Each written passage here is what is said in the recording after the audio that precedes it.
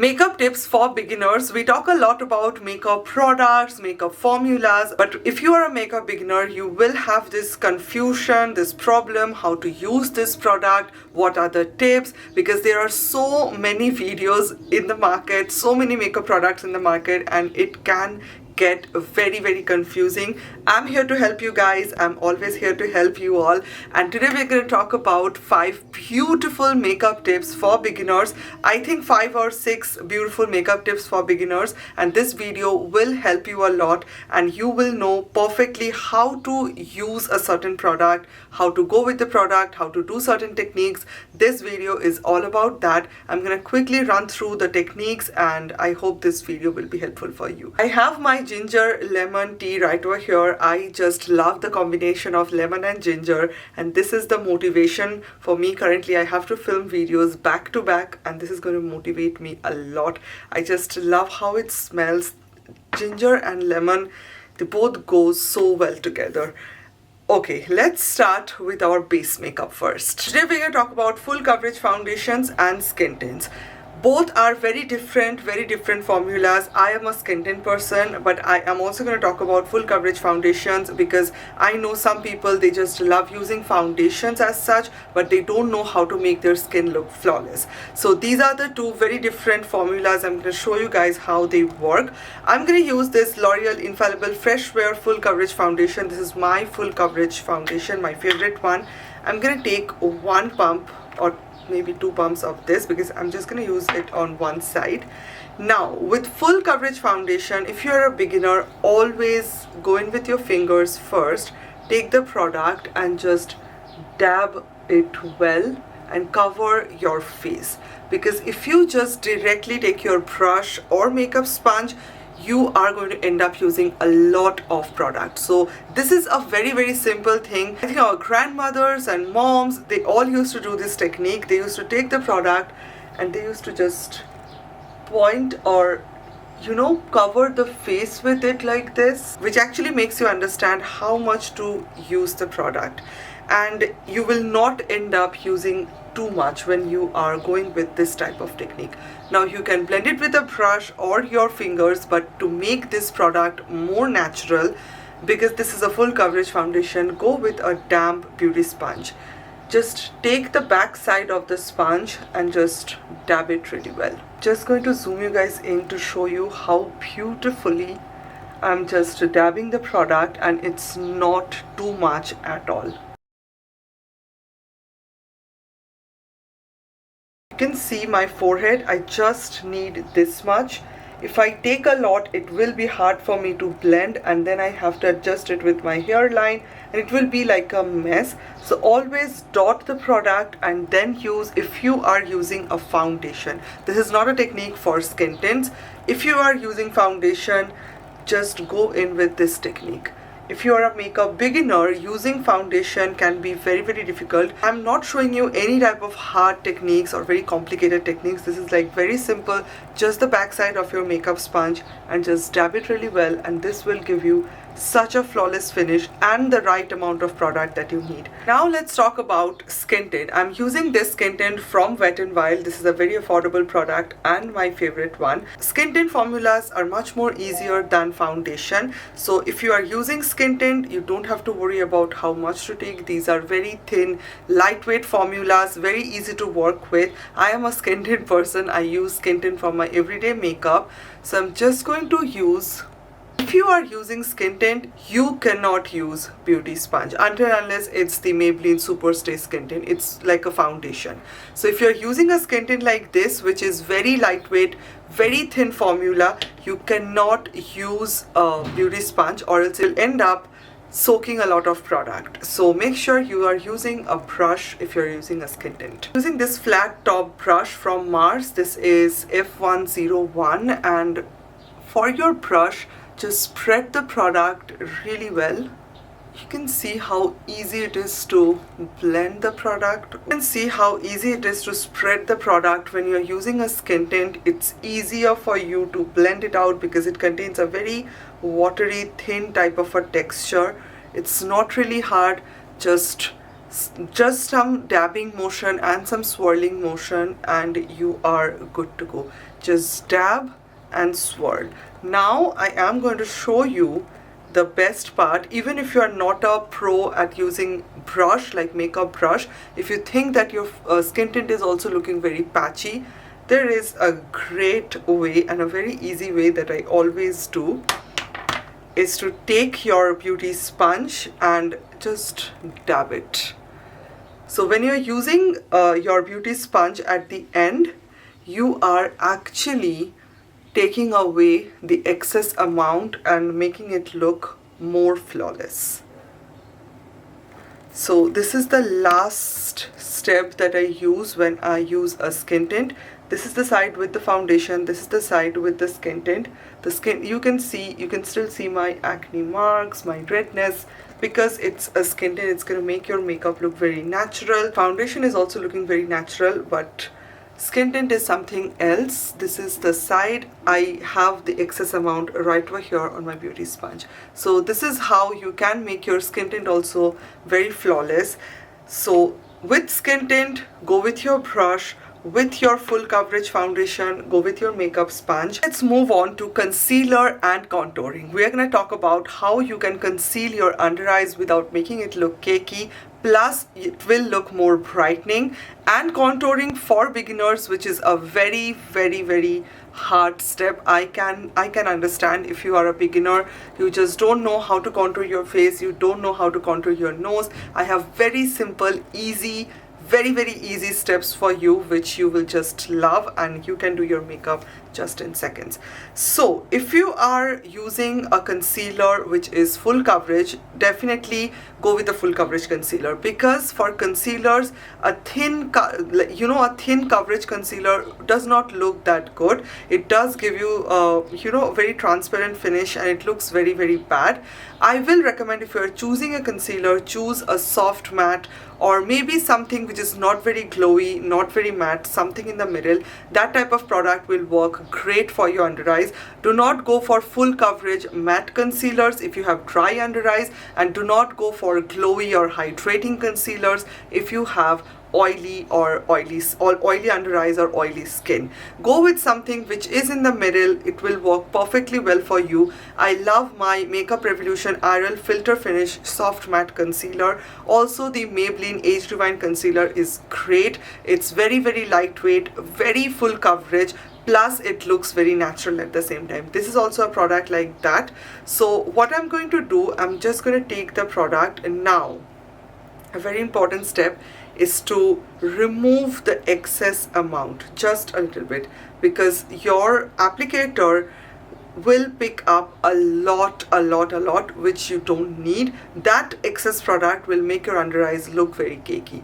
So just take the concealer and apply it wherever you want to. Do not go like this, do not use too much product, just like this wherever you need. See, I took off a lot of product, but still you have so much more. So make sure you are taking just the right amount of product, because your applicator actually contains a lot, and you do not have to dip your brush again and again to wait for at least 1 or 2 minutes, because this actually will make your under eyes look more brighter. What we usually do, we do not give time to our concealer to sit under our eyes, which is the worst thing you can do, because you are just like using the concealer and blending it out. Give it 1 or 2 minutes, and this is how you can make your concealer look very professional. And I know I also don't have that time, I don't have that much patience to just keep it for 1 or 2 minutes. What you can do, you can start doing your contouring. Now, how to do your contouring? For contouring or for bronzing, anything you call, bronzing is something different, contouring also is something different. So if you are contouring, if you just want to contour your face, you want to give it some contrast, you want to have a little bit of, sharpness, go with a cream product like the Rare Beauty one or the LYS contour, cream contour. If you are going in with a cream contour product, it will be very easy for you to blend the product really well. And if you are using a contour product and you are a beginner, do not use a very cool tone contour product or a very warm tone contour product. A contour product should be perfectly neutral undertone, just like this one. This is not too warm, not too cool. This is Rare Beauty Contour. I don't even have the sticker right over here. Anyways, I'm gonna link it for you. And these contour products are so easy to work with, so easy to apply. I know there are like many affordable products in the market, but for contouring I will say please listen to me and please go for a good high quality contour product. It's not about the price, it's about the quality, because a contour product can mess up your makeup. It can make your makeup look very patchy, very cakey. It can bring out the texture from your face. If it's a good formula, it will just give you the right amount of contrast that you need without making your face look dark. So I'm just going to take the contour product. Now for your nose contouring, which is a very tough thing, we obviously assume that it's a very tough thing, but it's very easy. Just take the contour product and just swipe it like this. You can take your brush as well if you want to. I just use it this way and it is perfectly fine, because this is a very beginner friendly formula. You cannot mess up with the Rare Beauty Cream Contour Stick. Brush, I'm taking a fluffy eyeshadow brush and just blend out the product just like this. Just take the brush and just blend out the product. This contour technique will work for any face shape, any nose, like literally anything. You can already see how perfect that looks. Again, your makeup sponge is going to be your savior, so keep it with you and just blend it out a little bit more, just to, you know, make it more natural. This is how you contour. Now a very quick tip that I'm going to show you is to flat brush, take your concealer. Now this is, you can stop over here, your nose contouring is done, but if you want to make it more professional, and this is how I love doing it, you take a brush, like a flat brush, take your concealer, just a little amount, don't need too much, and just use it on the bridge of your nose. I love doing this technique whenever I'm doing my nose contouring as such. I just love how good this looks. It looks very clean.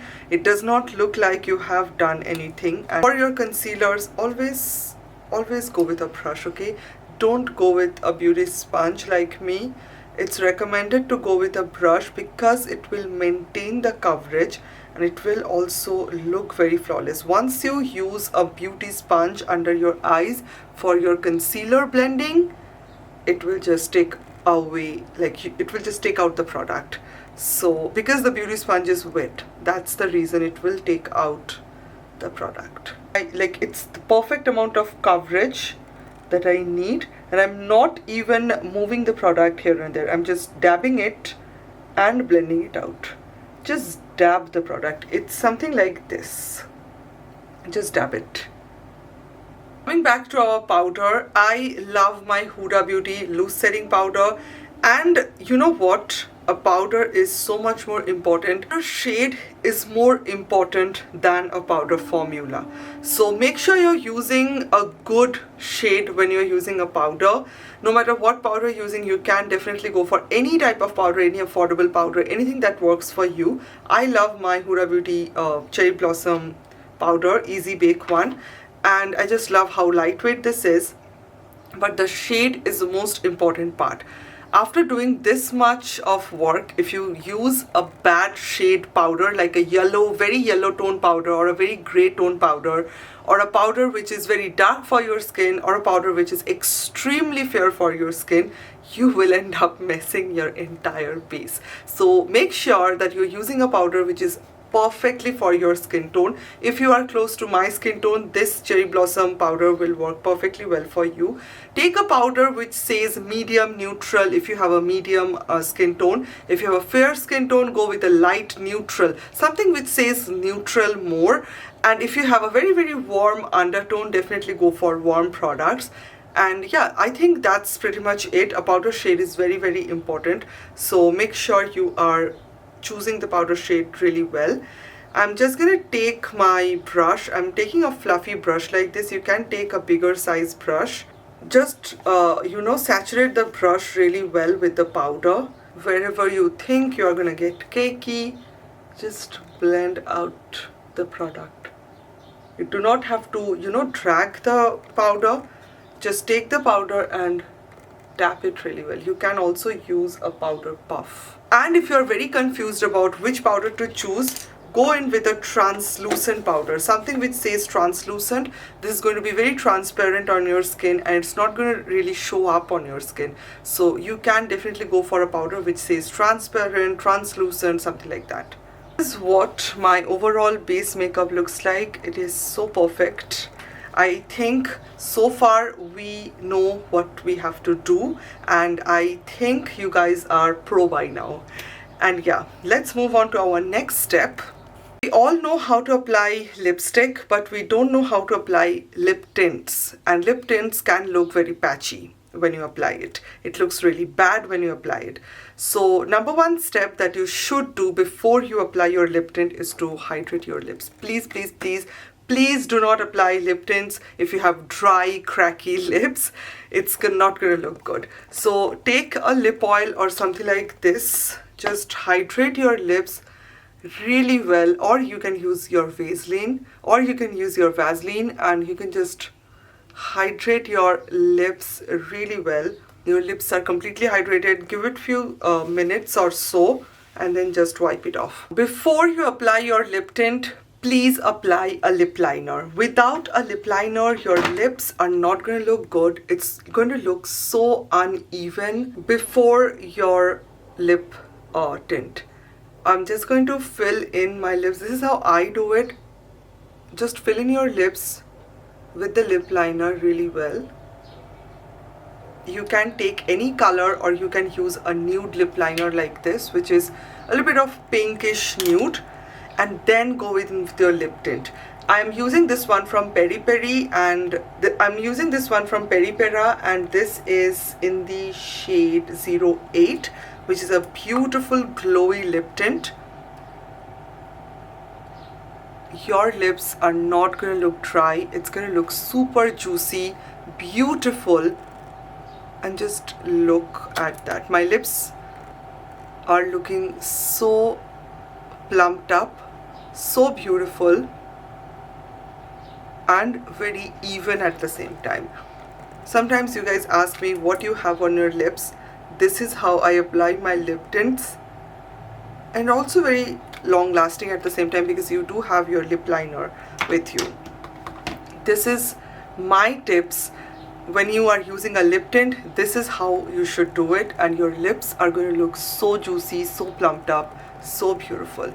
Let me know your thoughts, guys. This was the video. I hope you guys really enjoyed it. I love talking about makeup techniques. I love teaching about makeup, and I hope this video was really helpful for you. If you have any questions or any doubts, definitely let me know in the comments down below. And yeah, let me know your suggestions, what you think. All the products will be linked in the description box below, so make sure to check that out. I hope you guys really enjoyed today's video. Thank you so much for watching, and I will see you on my next one. Bye.